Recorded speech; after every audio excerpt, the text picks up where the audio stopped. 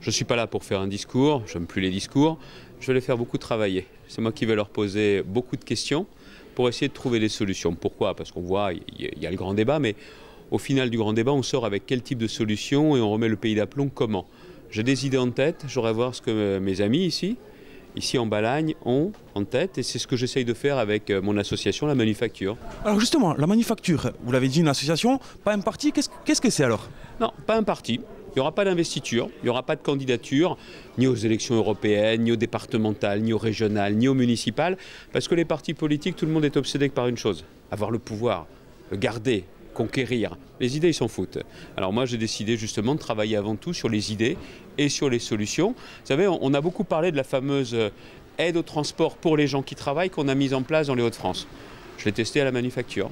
La fameuse prime que j'ai proposée, où quand un chef d'entreprise donne 100 à son salarié, le salarié il a 100 dans la poche. Si j'avais demandé peut-être à des grands patrons, mon revenu c'est peut-être pas terrible. J'ai testé à la Manufacture. Et il y a des millions de Français qui en bénéficient aujourd'hui. Alors, pour en revenir à l'actualité, donc les Gilets jaunes, donc comment vous avez appréhendé donc ce mouvement dans votre région et quel est tout simplement votre sentiment sur leurs revendications? On parle des revendications du départ, du 17 novembre. C'est les revendications de gens qui travaillent ou qui ont travaillé, des retraités, et qui disent on n'y arrive plus. Et ça, c'est une vérité. Un pays dans lequel les gens qui bossent, les gens qui ont bossé n'y arrivent pas, c'est un pays qui va dans le mur. C'est vrai en France, c'est vrai dans tous les pays du monde. Quand les gens travaillent aujourd'hui, on fait toujours des grands discours sur le travail, mais la réalité, c'est que les seuls qui ne sont jamais aidés, ce sont les gens qui travaillent. C'est la raison pour laquelle moi, dans ma région, j'aide les gens qui travaillent. J'aide les gens qui travaillent avec notamment l'aide au transport, l'aide à la garde d'enfants. C'est des dizaines de milliers de personnes qui en bénéficient. Je ne jette pas l'argent par les fenêtres, parce que j'économise par ailleurs, mais le problème de fond, il est là. C'est que les gens n'arrivent pas à s'en sortir. Je vais expliquer pourquoi lors de cette réunion, et je voudrais que les gens me donnent aussi un peu des pistes. C'est quoi pour eux leur vraie priorité?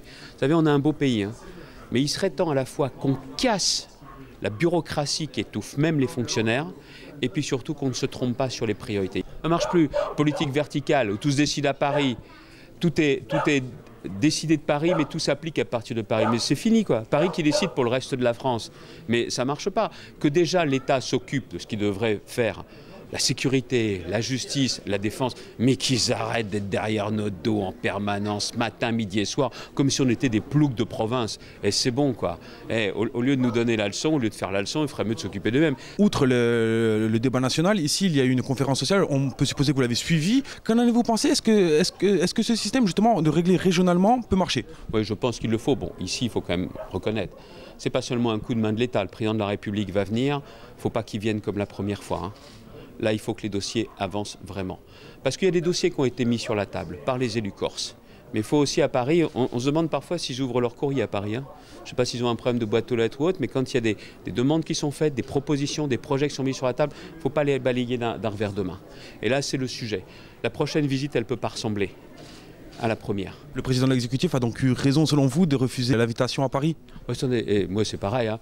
Quand on me dit dans les ministères, est-ce que vous venez, et si c'est pour rien faire du tourisme, c'est bon, hein. Bah ça, j'ai autre chose à faire dans ma région.